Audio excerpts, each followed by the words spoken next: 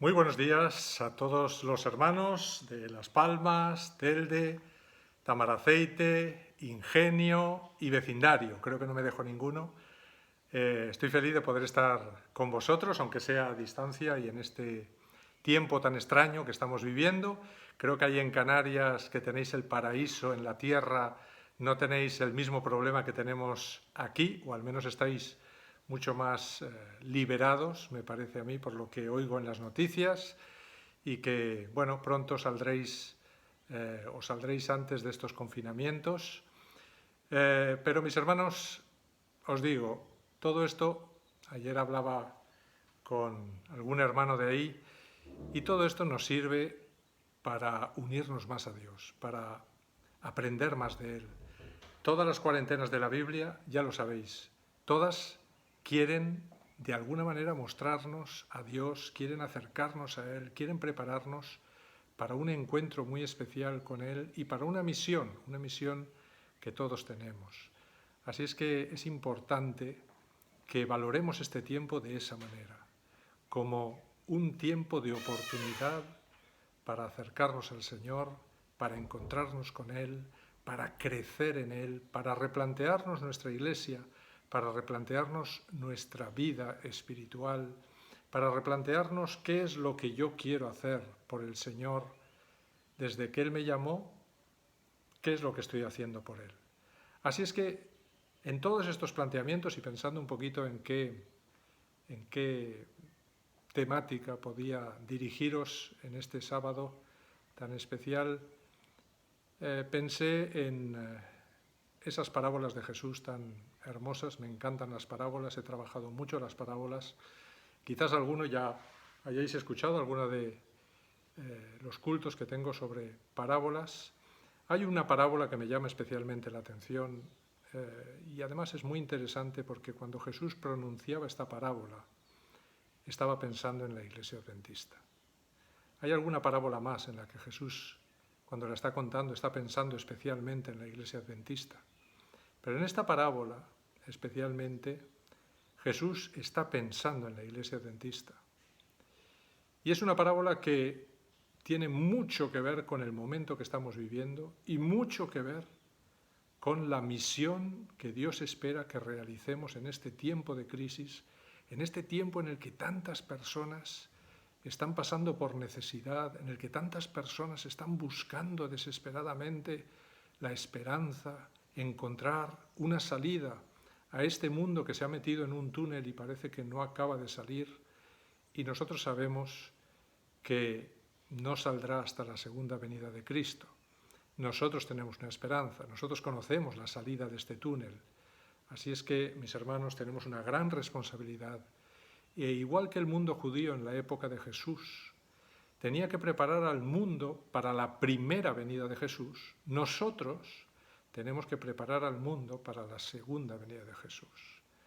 Así es que no has sido llamado a esta iglesia, no has sido llamado a este movimiento de la iglesia adventista, es decir, que espera la segunda venida porque sí. El Señor te ha escogido y te ha dado una gran responsabilidad, que es comunicar a todos la maravillosa esperanza que tú tienes en Cristo Jesús.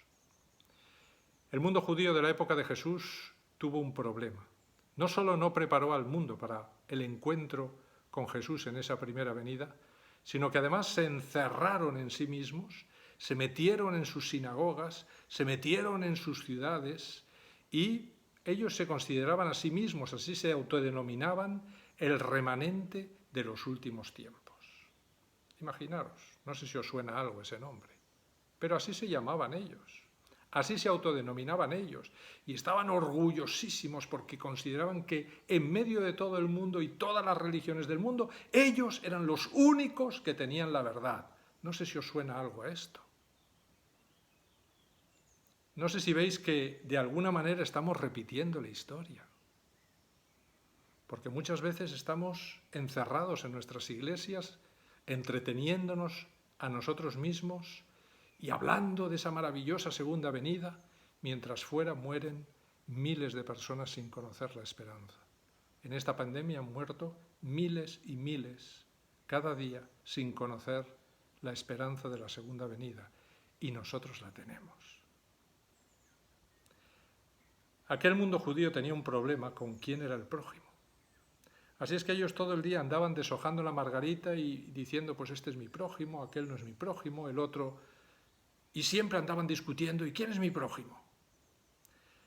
Así es que un día que Jesús estaba entre ellos y allí estaba rodeado de gente, dice en Lucas capítulo 10, versículo 25, dice que un intérprete de la ley se levantó y dijo, para probarle, Maestro, ¿haciendo qué cosa heredaré la vida eterna? Y él le dijo, ¿qué está escrito en la ley? ¿Cómo lees? Aquel respondiendo dijo, amarás al Señor tu Dios con todo tu corazón, con toda tu alma y con todas tus fuerzas y con toda tu mente, y a tu prójimo como a ti mismo. Me encanta, se sabía la Biblia de memoria. Este miembro de la iglesia judía de aquel tiempo. Se sabía los textos, la respuesta, la teoría, la tenía muy clara. El problema, mis hermanos, es que nosotros también tenemos esa teoría muy clara, conocemos la Biblia de principio a fin, es difícil que nos sorprendan en textos o doctrinas. Ellos igual. Así es que fijaros, la teoría la tiene muy clara. El problema es, ¿qué pasa con la práctica? ¿Está viviendo lo que dice? ¿Está creyéndose realmente lo que está diciendo? Porque Jesús le dice, bien has respondido, haz esto y vivirás. Es decir, tienes un problema con, no la teoría, la conoces, bien has respondido. El problema es, haz esto, vive esto. Porque el problema es que ellos no vivían la teoría que tenían. Y hoy nosotros nos encontramos de la misma manera. Nos falta la vivencia, nos falta vivir lo que estamos diciendo. ¿Sabéis, mis hermanos? Con este texto que ha leído este escriba, con ese texto se resumía los 10 mandamientos. Y nosotros nos consideramos el remanente del último tiempo que guarda los mandamientos de Dios y tiene la fe de Jesús. ¿Sabéis? Si no vivimos este resumen que acaba de decir este escriba, si no lo vivimos, pues nos quedaremos fuera. Y esto es lo que le pasó a este pueblo. Este pueblo se quedó fuera porque no vivía lo que predicaba. No vivía los textos que conocía. Por eso Jesús le dice, haz esto y vivirás. Pero queriendo justificarse a sí mismo, dijo a Jesús, ¿y quién es mi prójimo? Aquí está el problema. Sí, yo quisiera vivir esto, pero Señor, ¿quién es mi prójimo? Porque claro, si mi prójimo es el vecino que me cae mal, si mi prójimo es el hermano que me ha dicho una barbaridad o que me ha hecho y al que no le puedo perdonar, si mi prójimo es... ¿Quién es mi prójimo? Porque mis amigos, los que me caen bien, los de mi familia, esos sí, ya sé que son mi prójimo. Pero ¿y los que no me caen bien? ¿Y mis enemigos? ¿Y aquel al que no puedo perdonar porque me la hizo demasiado gorda? ¿Ese también es mi prójimo, Señor? Así es que Jesús responde a su pregunta con una parábola fantástica, una parábola que nos conocemos de memoria, pero posiblemente no todos conocemos tan de memoria el profundo significado que Jesús quería sacarle a esta parábola. Antes de empezar, mis hermanos, os diré que hay muchas teorías para estudiar las parábolas y el cristianismo ha adoptado la teoría últimamente, incluido en general nuestra Iglesia, la teoría de que, bueno, la parábola hay que sacarle una lección moral breve y no te metas en Honduras, porque si no estarás cayendo en la alegoría. El problema, mis hermanos, es que Jesús, las pocas parábolas que explicó, las explicó a todo detalle. Solo tenéis que mirar la parábola del sembrador y descubriréis que Jesús va especificando qué es cada elemento de esa parábola. Así es que Jesús dice qué son las semillas, qué son los cardos, qué son las piedras, qué son los terrenos, qué es el camino. Dice todo absolutamente, qué son los pájaros que se comen. Lo dice todo. La pregunta es de dónde saca Jesús esa explicación a su parábola. porque si Jesús está inventando la explicación a su parábola, entonces estaría cayendo en una alegoría. Pero realmente cuando analizamos bien de dónde saca Jesús cada explicación a cada elemento de su parábola, descubrimos que todas esas explicaciones están en el Antiguo Testamento. Así es que Jesús lo único que hizo fue tomar del Antiguo Testamento todas las explicaciones y aplicarlas a su parábola. O contó una historia que tuviera todos los elementos que ya estaban explicados en el Antiguo Testamento, para que así nadie tuviese problemas para entender la parábola espiritualmente. Por eso cuando los discípulos le preguntan, Señor, explícanos la parábola, y Jesús les dice, ¿cómo? ¿No habéis entendido mi parábola? Entonces, ¿cómo podréis entender todas las demás parábolas? Fijaros qué pregunta. Si no habéis entendido esta parábola, ¿cómo entenderéis todas las demás parábolas? Es una pregunta retórica. Jesús no está esperando respuesta, porque sabe que no se la pueden dar, porque sabe que han tergiversado de tal manera las Escrituras a través de su tradición que no son capaces de encontrar las visiones espirituales que Jesús le está dando a esa historia tan sencilla de ese sembrador. Así es que Jesús les explica la parábola al detalle, y si la pregunta ha sido, si no entendéis esta parábola, ¿cómo entenderéis todas las demás parábolas? Jesús, a través de su respuesta, explicando cada detalle de la parábola, les está dando el método para estudiar cada parábola de la Biblia. Si analizáis el Espíritu y Profecía, Elena de White, en su libro sobre parábolas, Elena de White explica hasta el último detalle de todas las parábolas, basándose en otros textos bíblicos de toda la Biblia. Y así tenemos que estudiar la parábola. Así es que frente a esta parábola del buen samaritano, la pregunta es qué mensaje quería transmitir Jesús, no solo al mundo judío de su época, sino qué mensaje nos está transmitiendo a nosotros. Y veréis cómo se dirige directamente a la Iglesia Adventista al final de la parábola, a nosotros que tenemos posiblemente el mismo problema que tenía el mundo judío en la época de Jesús. Jesús dijo, un hombre descendía de Jerusalén a Jericó y cayó en manos de ladrones, los cuales le despojaron e hiriéndole se fueron dejándole medio muerto.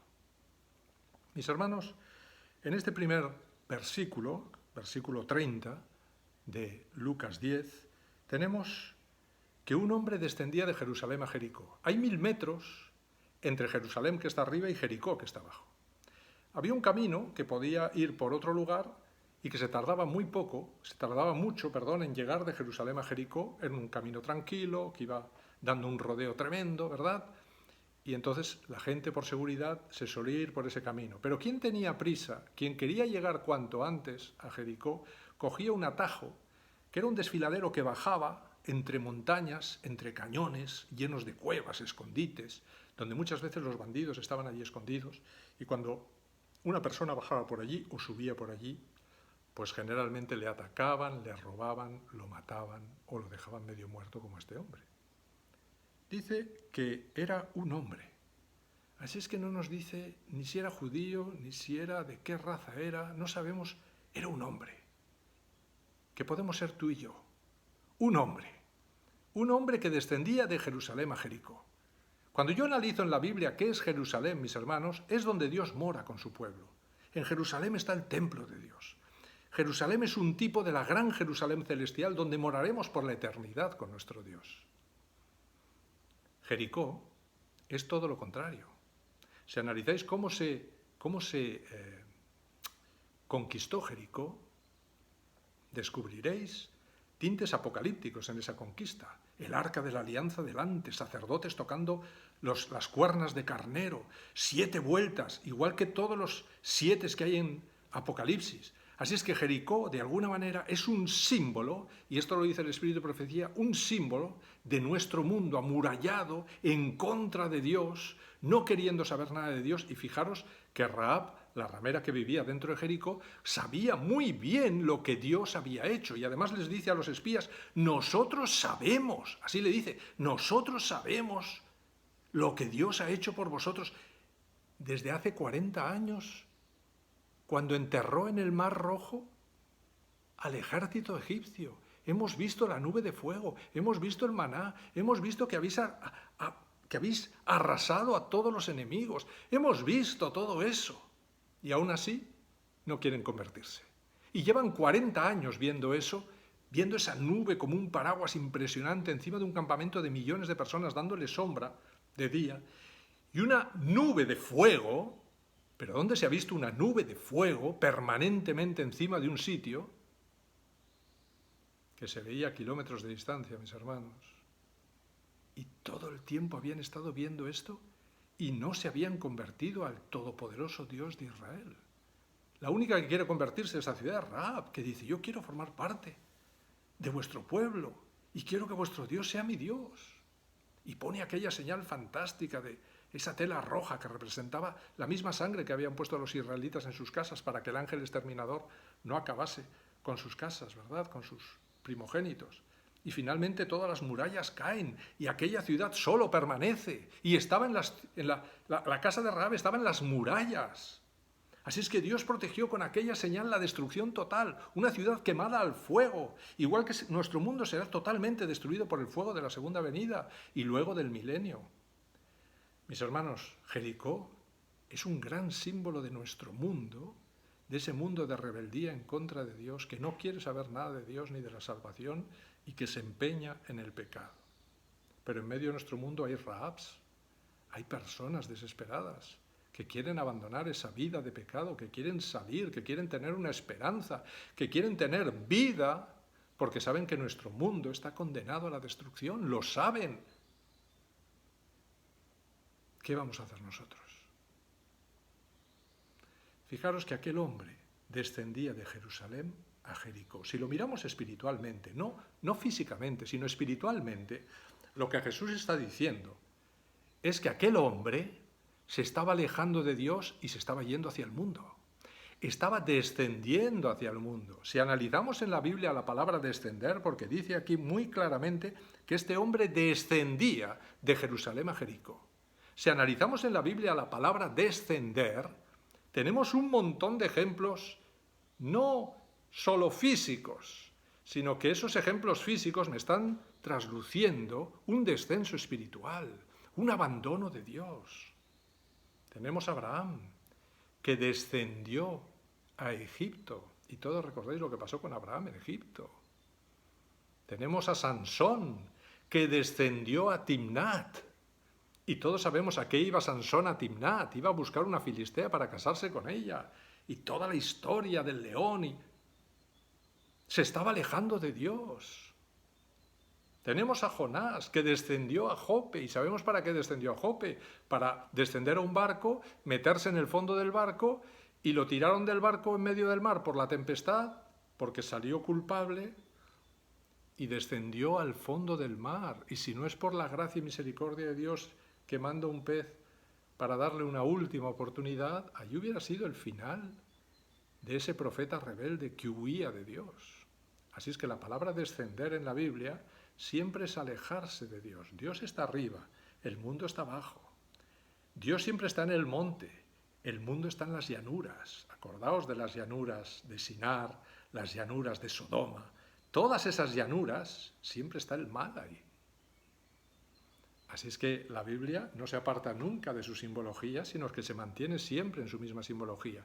Luego, este hombre que descendía de Jerusalén a Jericó es un hombre que se está alejando de Dios. ¿Y qué es lo que le pasó? Dice que cayó en manos de ladrones, los cuales le despojaron, le hirieron y se fueron dejándole medio muerto. Mis hermanos, cuando yo me alejo de Dios, ¿quién sale inmediatamente a mi encuentro? Siempre sale Satanás.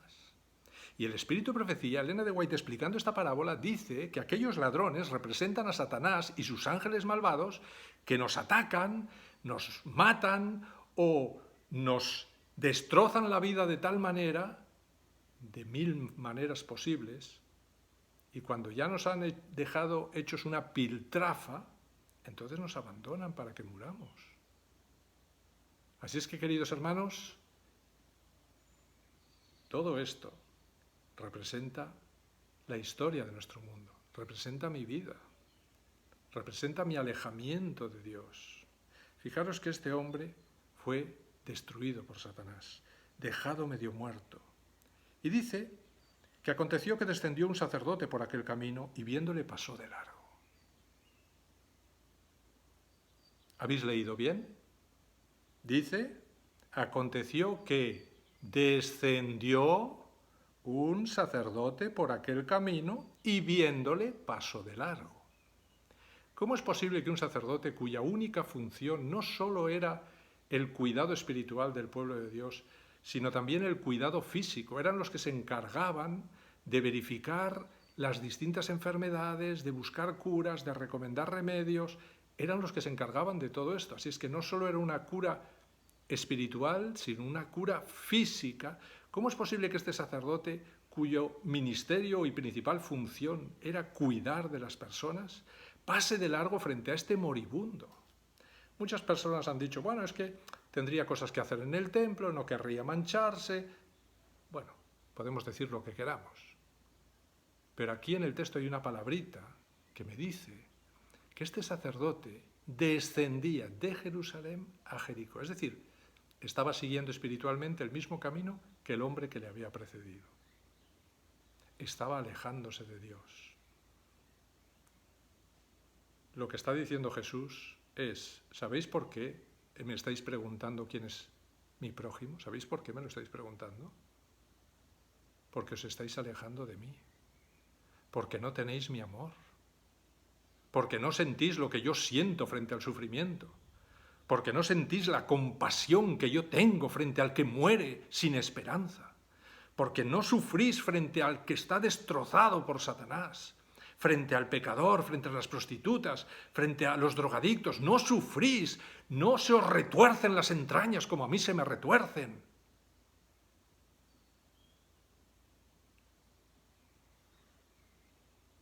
Y no se os retuercen porque estáis lejos de mí, porque os estáis alejando de mí, porque estáis descendiendo de Jerusalén, que es donde yo moro, y os estáis alejando hacia el mundo.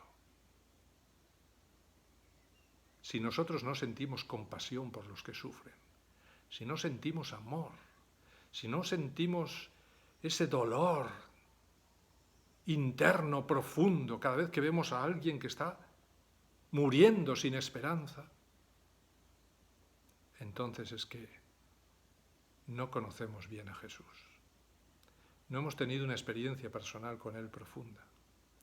Quizás mi vida se está alejando de Dios. Quizás yo también estoy descendiendo como ese hombre de Jerusalén a Jericó y me estoy acercando al mundo.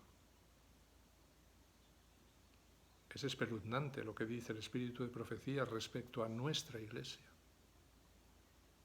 Dice que la distancia entre nuestra Iglesia y el mundo se ha reducido de tal manera que ya prácticamente no se ve diferencia entre nosotros y el mundo.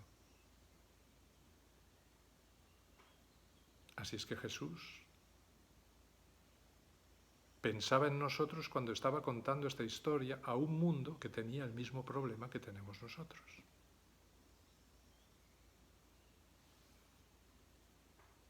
Aquel dirigente religioso pasó de largo porque no tenía el amor de Cristo en su corazón. Porque lo primero que desaparece en mi vida cuando yo me alejo de Dios es el amor. Yo no amo a mis hermanos porque estoy lejos de Dios. Yo no amo a mi esposa porque estoy lejos de Dios.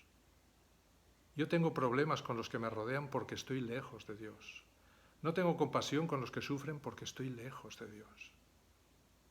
No hay otra causa, no hay otro motivo.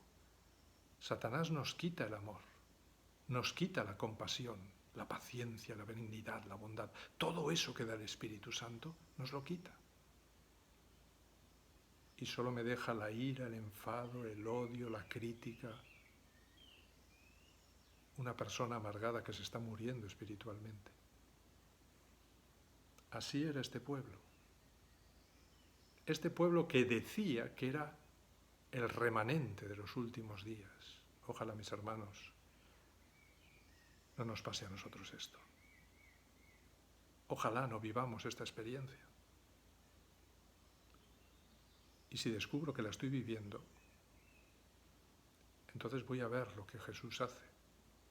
Voy a ver lo que Jesús recomienda, porque tengo que aplicar rápidamente esos remedios, o a mí me pasará lo mismo que le pasó a este hombre que descendía de Jerusalén a Jericó. o me pasará lo mismo que le pasó al sacerdote y al levita que viene a continuación, que hizo lo mismo exactamente.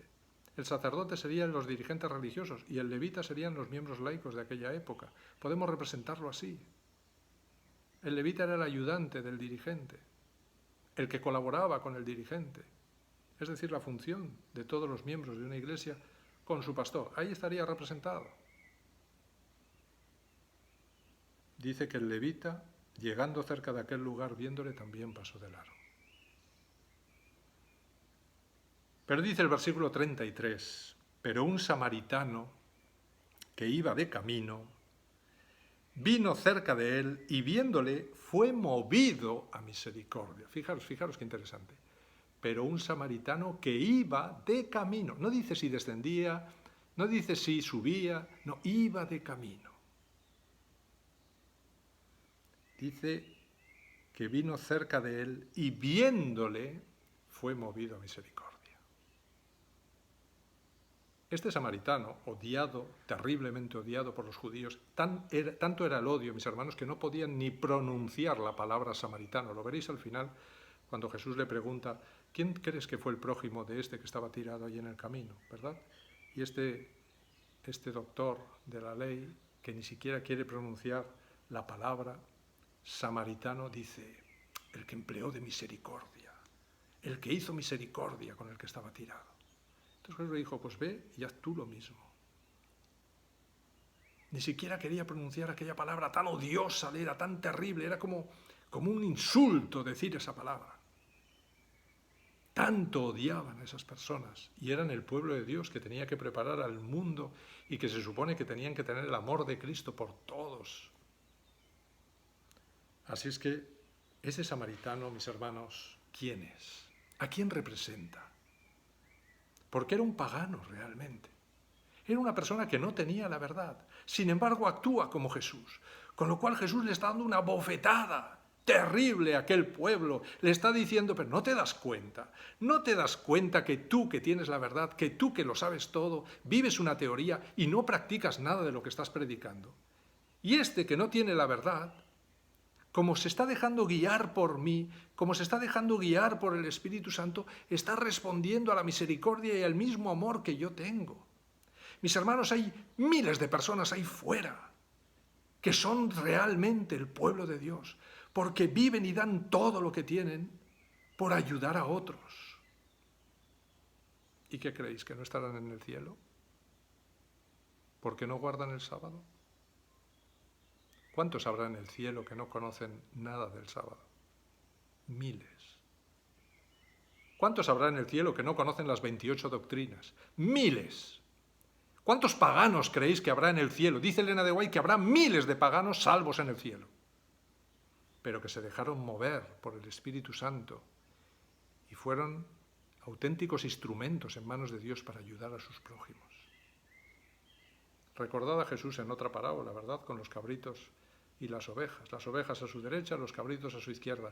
¿Cuál es el motivo por el cual esas personas entran y otras personas son rechazadas? El motivo es el servicio y el amor al prójimo. Y este samaritano, mis hermanos, dice que fue movido a misericordia.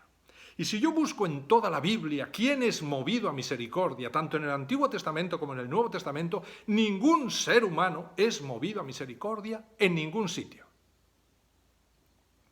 El único que es movido a misericordia en el Antiguo Testamento es Dios. Y el único que es movido a misericordia en el Nuevo Testamento es Jesús. Así es que, ¿a quién representa ese samaritano que iba de camino? Representa a Jesús. Y no lo digo yo, solo tenéis que buscar el Espíritu de Profecía en su explicación de esta parábola y descubriréis que ella dice que el buen samaritano, no tengo tiempo hoy para leer esto, pero ella dice que el buen samaritano, mis hermanos, representa todo el ministerio salvífico de Cristo. La historia del buen samaritano, y el buen samaritano no solo representa a Cristo, sino toda la historia de la salvación de Cristo. ¡Wow!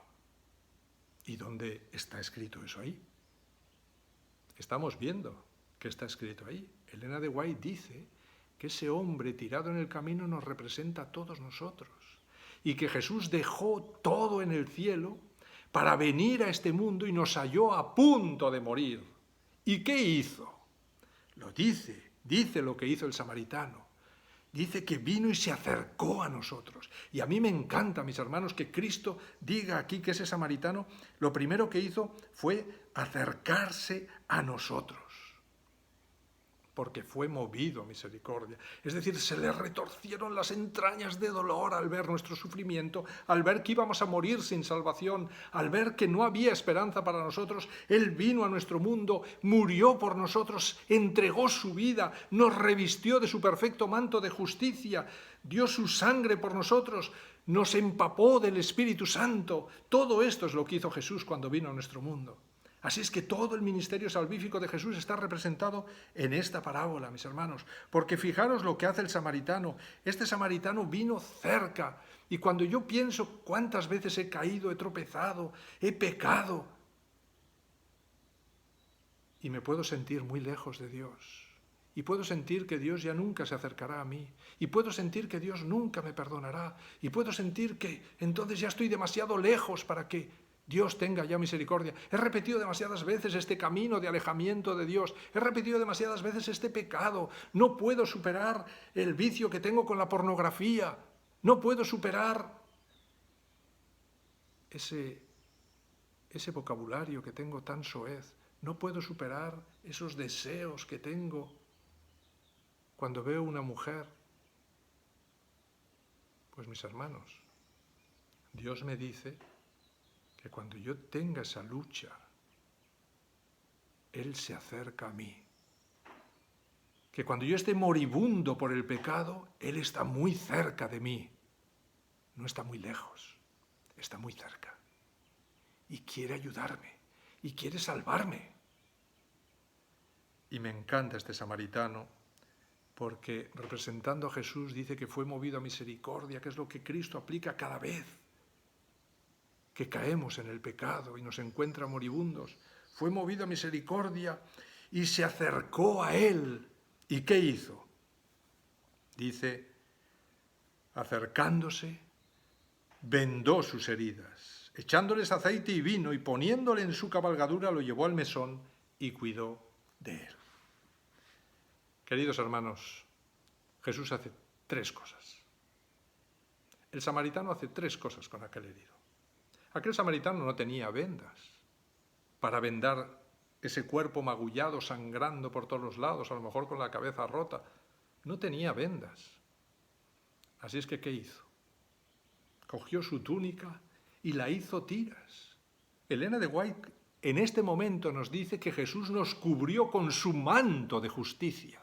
Aquel samaritano hizo tiras su manto y con esas vendas vendó las heridas. Pero antes de vendar, lo que hizo fue coger vino que llevaba en su cabalgadura y con aquel vino lavó todas las heridas, las lavó, mis hermanos, le lavó, le limpió. ¿Y por qué el vino? En el Antiguo Testamento hay textos que me dicen que esa es la forma de curar que tenían en la antigüedad. Pero no solo me dice eso, lo aplica espiritualmente, hablando del pueblo de Dios que no quiere ser curado y que sus heridas sean lavadas con vino, dice. No quiere que sean vendadas y tampoco quiere que sean empapadas en aceite. Esas 3 fases son vitales, no solo para que se curen las heridas físicas, sino que son vitales para curar las heridas espirituales del pecado. Porque, mis hermanos, ¿qué representa el vino en toda la Biblia? Representa la sangre de Jesús vertida por mí en la cruz. Y Jesús tomó aquella jarra de vino de algún lugar. La llevaba en su cabalgadura. Muy bien. El caso es que tomó aquel vino y lavó las heridas de aquel hombre. Luego hizo tiras su manto y empezó a vendar todo el cuerpo de ese hombre. Y sabéis, a continuación vertió el aceite, empapó todas las vendas en aceite. ¿Y sabéis para qué hacía eso? Porque ya se descubrió en la antigüedad que el aceite impide que las bacterias penetren. Vosotros metéis un queso fresco en aceite y puede estar ahí muchísimo tiempo y no se va a corromper, porque las bacterias no penetran dentro del aceite. Así es que se ponía el aceite al final empapando las venas para que las bacterias del pecado no pudieran entrar y finalmente volver a crear una infección en aquel hombre terrible que lo matara. Así es que primero el vino de la sangre de Jesús vertida por mí en la cruz. Cristo nos limpia nuestros pecados cuando nos encuentra moribundos y cuando le aceptamos como nuestro Salvador y Redentor. Nos limpia, mis hermanos, con el vino. Luego nos reviste con su manto de justicia y luego vierte sobre nosotros el aceite, que es un símbolo del Espíritu Santo, para que el Espíritu Santo nos dé el poder de vencer ese pecado que me está matando.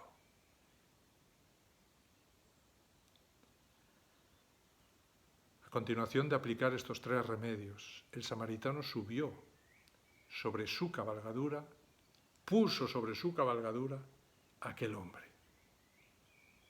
La pregunta es, ¿qué es la cabalgadura? ¿Sabéis, mis hermanos? La cabalgadura, en la Biblia, representa al pueblo de Dios.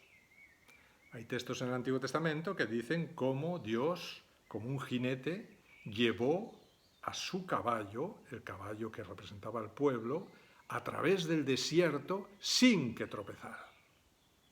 Pero hay otro lugar, que es en el Apocalipsis, donde me dice y donde veo en los sellos, en la serie de 7 sellos, los 4 primeros sellos son 4 jinetes que cabalgan 4 caballos de distintos colores. Esos 4 caballos de distintos colores representan 4 fases de la Iglesia. Hay 7 fases de la Iglesia, por eso hay 7 cartas a las 7 iglesias, pero tenemos que en los sellos, cuando se abren los sellos, que son 7 también y que representan también la historia de la Iglesia, los 4 primeros son caballos cabalgados por jinetes. El caballo representa a la Iglesia y el jinete representa a quien dirige a la Iglesia. La Iglesia primitiva, un caballo blanco, dirigida por ese jinete, ¿verdad?, que cabalga, que tiene un arco, flechas, y dice que cabalgó y salió venciendo y para vencer. Luego tenemos el caballo rojo. El caballo blanco duró 100 años, la Iglesia primitiva. A partir del año 100 comienzan terribles persecuciones. El jinete tiene una enorme espada y está intentando matar al caballo. Todas las persecuciones que se iniciaron dentro del mundo judío y que se pasaron luego al mundo romano, intentaron acabar con la Iglesia. Así es que la Iglesia se tiñe de sangre, el caballo se vuelve rojo, de sangre. Y en el 313 Constantino se convierte al cristianismo y decide que se paran todas las persecuciones porque Satanás descubre que si sigue matando cristianos va a haber más cristianos todavía. Y dice, no, mejor me meto en la Iglesia. Así es que Constantino se metió en la Iglesia. Se metió en la Iglesia. ¿Y sabéis cuando Satanás se mete en la Iglesia? Pues automáticamente lo que entra en la Iglesia son las tinieblas. Por eso es que el caballo se convierte en un caballo negro. Y el jinete tenía una balanza en la mano. Y ahora veremos qué hace ese jinete, mis hermanos.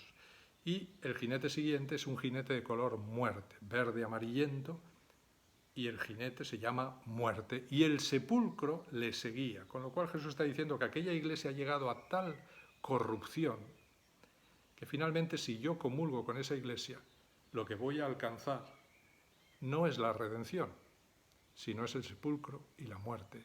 Porque aunque aquel jinete muerte o jinete negro me diga que él perdona mis pecados cuando voy a un confesionario, pues, querido amigo y querido hermano, lo que me dice el Apocalipsis es que el sepulcro sigue a esa iglesia tenebrosa, a esa iglesia muerte, que le ha quitado el perdón al samaritano, que le ha quitado las vendas, que le ha quitado todo, y realmente no tiene nada. Porque el único que puede dar perdón, el único que ha muerto por mí, el único que ha pagado el precio en la cruz, el único que me ama más que a nada en este mundo, el único que me va a poder dar el Espíritu Santo para poder vencer, es Cristo, no es ningún ser humano. Por mucho que se llama padre o papa o no, ningún ser humano, mis hermanos, porque todos los seres humanos somos igual de pecadores. Solo alguien que no tiene pecado puede darme la absolución a mi pecado. Solo alguien que no ha pecado puede realmente perdonar mis pecados. Solo alguien que es a la vez hombre y a la vez Dios, que es mi redentor y mi creador, puede restaurar mi vida. Nadie más. Y todo el que lo intente, o el que crea que un hombre puede hacer esto, se encontrará con el sepulcro y no hay salida. La salida de la resurrección me la dará Jesús, no me la dará ningún ser humano. Así es que yo tengo que confiar en Jesús y tengo que pedirle su perdón.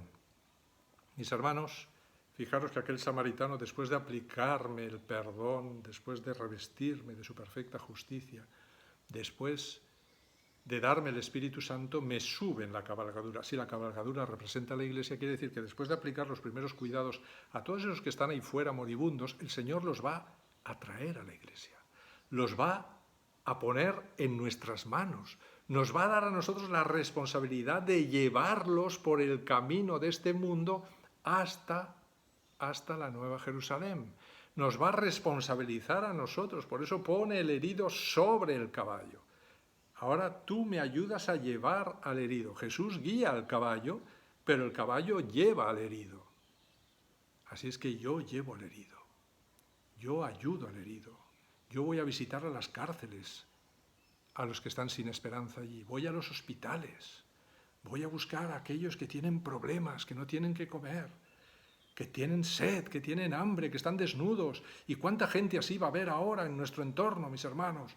Eso soy yo, el caballo, y Cristo guiándome, y me lleva por el camino hacia las cárceles, hacia los lugares donde hay personas muy necesitadas de socorro. Finalmente llega ese caballo al mesón. ¿Y qué es el mesón? Pues Jesús emplea una palabra griega muy interesante, porque Jesús emplea la palabra pandogeion. Así llama mesón. Mesón es pandogeion. ¿Y qué es pandogeion? Pues pandogeion se traduce el lugar donde se recibe a todos. Fijaros, el lugar donde se recibe a todos. Eso es el mesón. ¿Nuestra iglesia es el lugar donde se recibe a todos? ¿O si va bien vestido y es una persona de confianza, y entonces sí es bien aceptado, recibido, saludado? Pero si es una prostituta que entra con sus hábitos de prostituta, y esa, ¿nos vamos a acercar a ella para recibirla? ¿Le vamos a mostrar el amor de Cristo a esa mujer?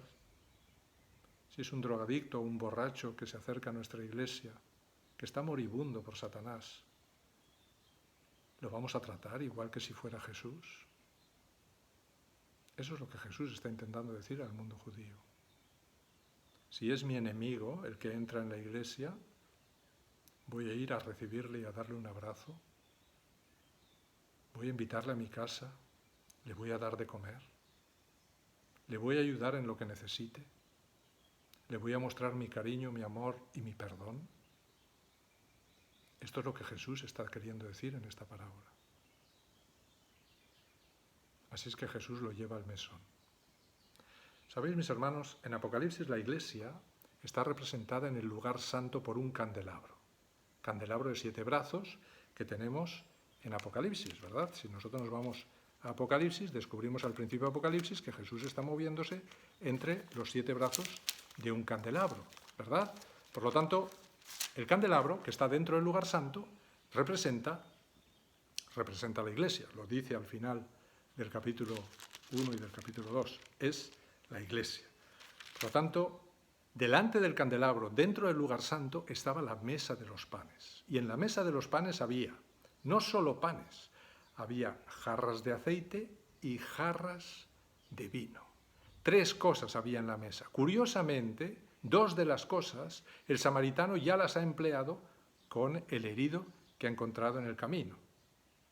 Así es que, mis hermanos, ese caballo sobre el cual ha puesto el herido representa también a la iglesia. Una iglesia en marcha, una iglesia moviéndose en el tiempo. Pero en un momento dado llegan a un lugar quieto que también representa a la iglesia, porque es el lugar donde se recibe a todos. Y Jesús llega con ese herido y lo mete en el mesón. Sigue en el lugar santo. Los elementos que ha tomado representan que son el lugar santo. Así es que está en el lugar santo, mis hermanos. Y ha tomado del trono, que es la mesa que está en el lado norte, los dos elementos principales para hacer las primeras curas al herido. Por lo tanto, ese mesón representa el lugar santo, que es el único lugar que en toda la Biblia representa a donde está la iglesia cristiana.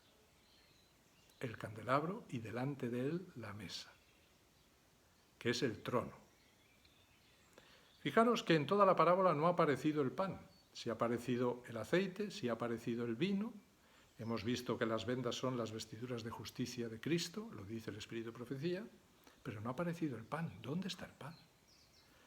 Fijaros lo que le dice al samaritano, le dice al mesonero.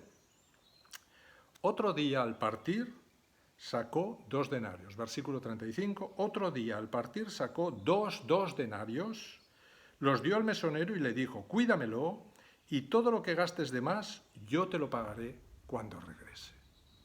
Mis hermanos, aquí hay un detalle muy importante, porque Jesús saca 2 denarios, específicamente 2 denarios, y se los da al mesonero y le dice, cuídamelo.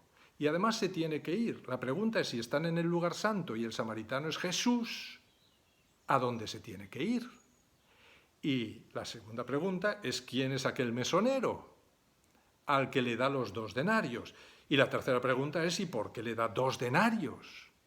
Porque le podía haber dicho, oye, toma, un dinero, o, oye, cuídamelo, y cuando yo regrese, si gastas de más, yo te lo pago. Pero le dice 2 denarios.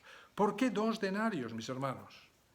Esto es muy importante y yo tengo que buscar en la Biblia la respuesta. ¿Dónde hay otros 2 denarios en la Biblia que me den y me expliquen por qué Jesús específicamente le dio a aquel mesonero 2 denarios? ¿Sabéis? En toda la Biblia, si yo busco, solo encontraré otros 2 denarios, solo, otros 2 denarios. Y curiosamente, los encuentro en los sellos. Si nosotros nos vamos a los 7 sellos, vamos a leer los 7 sellos, que está en Apocalipsis capítulo 6, fijaros lo que dice. En el tercer sello dice, cuando abrió el tercer sello, oí al tercer ser viviente que decía, ven. Y miré, y he aquí un caballo negro. Y el que lo montaba tenía una balanza en la mano. Y oí una voz de en medio de los 4 seres vivientes que decía, 2 libras de trigo por 1 denario, y 6 libras de cebada por 1 denario, pero no dañes ni el aceite ni el vino. Fijaros, 2 libras de trigo, dice, por 1 denario. 6 libras de cebada por 1 denario, pero no dañes el aceite ni el vino. ¿Qué es lo que quiere dañar ese jinete negro? ¿Qué es lo que quiere dañar ese jinete que tiene una balanza en su mano y que está vendiendo carísimo tanto el trigo como la cebada? Pero fijaros, vende todavía más caro el trigo, porque por 1 mismo denario vende un peso reducido de trigo y por otro denario vende un poco más de peso de cebada. Por lo cual se ve que para él valora más el trigo que la cebada. Con el trigo y la cebada se hacía el pan. Así es que lo que este jinete está atacando es todos los elementos que hay en la mesa del lugar santo. Quiere acabar con el trono de Dios. Este jinete negro representa a Satanás, que se metió en la iglesia. Por eso el caballo es negro, porque las tinieblas, a partir de Constantino, entran en la iglesia. El paganismo entró en la iglesia. La Biblia fue quitada de en medio. La tradición sustituyó a la escritura. Y podríamos seguir en todas las barbaridades que se hicieron, mis hermanos. Pero aquí se especifica que ese jinete especialmente ha conseguido arrebatar el pan de la mesa y ahora lo está vendiendo él, pero tan caro que nadie lo puede comprar. Y el pan en la Biblia representa la palabra de Dios. No solo de pan vivirá el hombre, sino de toda palabra que sale de la boca de Dios. Jesús dijo, yo soy el pan que descendió del cielo, porque Él es el centro de toda la palabra de Dios. Él es la palabra hecha carne.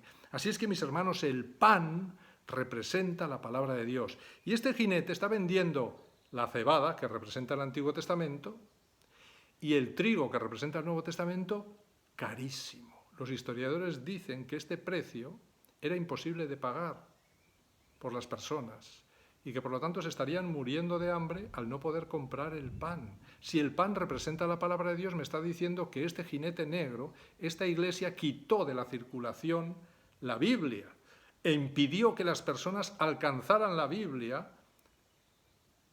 porque la sustituyó por la tradición, las Biblias estaban en latín, nadie alcanzaba a leer el latín, eran carísimas, solo los muy ricos podían tener la Biblia. Así es que la gente comenzó a tener hambre de la palabra de Dios y no había palabra de Dios por ningún sitio. Pero en el siglo XVI surgió la Reforma, mis hermanos. Y la Reforma logró, a través de la imprenta, volver a traer el pan a la mesa de cualquier persona. Y la Biblia comenzó a circular. Así es que finalmente se comenzó a restaurar la verdad poco a poco, ¿verdad? Y cuando llegamos a 1844, después del gran chasco de los mileritas, que fue la cúspide de la Reforma, de ahí quedó un remanente, un pequeño remanente, que pensaron en aquel gran chasco, Dios no se puede haber equivocado. Su segunda venida no era en 1844, sino que en algo nos hemos equivocado. Y todos conocéis la historia de Guillermo Miller, y si no podéis leerla en internet. Guillermo Miller finalmente predicó esa segunda venida para 1844, interpretando las profecías de Daniel 8, ¿verdad? No se equivocó en las fechas. Lo que se equivocó es lo que iba a pasar en 1844. En 1844 no venía Jesús, sino que Jesús pasaba del lugar santo al lugar santísimo. ¿Y qué dejó en nuestro mundo Jesús antes de pasar al lugar santísimo, o justo cuando pasaba al lugar santísimo? Un remanente que quedó de los mileritas que dijo, Dios no se puede haber equivocado. Y comenzaron a estudiar la Biblia y a estudiarla, y entonces descubrieron la verdad del sábado, descubrieron la verdad del santuario, descubrieron la verdad de la reforma pro salud, descubrieron todas esas últimas verdades que quedaban. ¿Para qué? Para alimentar al mundo, para darle el pan de vida al mundo y prepararlo para la segunda venida de Jesús. Mis hermanos, ¿qué es lo que le dice el samaritano a ese mesonero que está dentro del lugar santo, justo en el momento que Jesús se tiene que ir? Justo en el momento que Jesús se tiene que ir, ¿a dónde? Si está en el lugar santo, Jesús solo se mueve del lugar santo en 1844, según las profecías de Daniel 8, para pasar al lugar santísimo e iniciar el juicio investigador que dará paso a la segunda venida de Cristo. Así es que por eso dice que otro día al partir, o sea, estamos en 1844, y Cristo tiene que desplazarse al lugar santísimo, y antes de irse saca 2 denarios. ¿Pero por qué 2 denarios? Porque durante todo el tiempo de la lucha previa hasta 1844, la Iglesia apóstata había vendido por 2 denarios toda la palabra de Dios. Es una forma de decirle al mesonero, que es la Iglesia adventista, toma, aquí tienes de nuevo toda la verdad completa. Esa que vendía el jinete negro por 2 denarios, toma, 2 denarios, cómprale la Biblia. Tienes toda la verdad. ¿Para qué? Para alimentar. Por eso le dice, cuídamelo. Y todo lo que gastes de más, no te preocupes, porque cuando yo regrese, te lo pagaré. Así es que, mis hermanos, este mesonero somos nosotros. Somos tú y yo. Jesús nos ha dado los 2 denarios, es decir, nos ha dado toda la verdad. Somos la Iglesia que tenemos toda la verdad. Y ahora Jesús solo me dice una cosa, cuídamelo. Tenemos que cuidar a todos los que están ahí fuera. Tenemos que alcanzar a todos los que están ahí fuera. Yo no puedo pasar de largo mirando para otro lado frente al sufrimiento que hay ahí fuera. Así es que, mis hermanos, es hora de salir, es hora de predicar, es hora de mostrar la esperanza, pero sobre todo es hora de mostrar el increíble cariño que tenemos por los que están ahí fuera. Cariño que solo podremos tener si Cristo está en mi corazón. Si Cristo ha transformado mi vida, si Cristo me ha hecho una nueva persona a su imagen, porque el amor ágape, mis hermanos, que es el amor que ama incluso a los enemigos y que perdona incluso a los que me están matando, ese amor ágape no es humano, ese amor ágape es de Dios. Solo el Espíritu Santo puede llenarme de ese amor ágape. Solo el Espíritu Santo, cuando me llene de ese amor ágape, entonces yo realizaré la obra que el samaritano realiza. Queridos hermanos, busquemos a Jesús. Busquemos tener un encuentro con Él. Busquemos en este tiempo de confinamiento un encuentro especial con Jesús para que Él nos llene de ese amor ágape y que cuando salgamos ahí fuera, mis hermanos, no hagamos como el sacerdote y el levita, sino hagamos como el samaritano, que no conoce tanto de la verdad, pero el amor de Dios llena su corazón tanto que se ve movido a misericordia y ayuda y refleja a Jesús. Ojalá, mi hermano y mi hermana, esa sea tu experiencia.